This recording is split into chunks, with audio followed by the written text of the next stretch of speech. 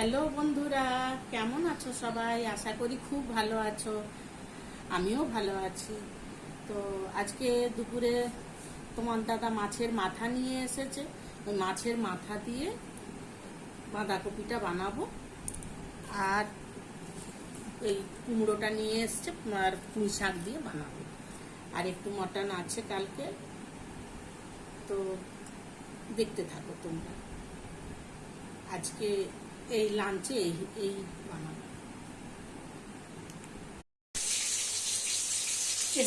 এসে গেছি আমি কিচেনে। আর এই দেখো মাছটা ভাজছি। এই দেখো মাছটা ভাজছি।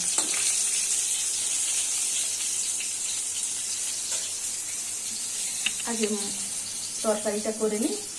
এই বাঁধাকপিটা করে নেবো, তারপরে শাকটা বানাবো।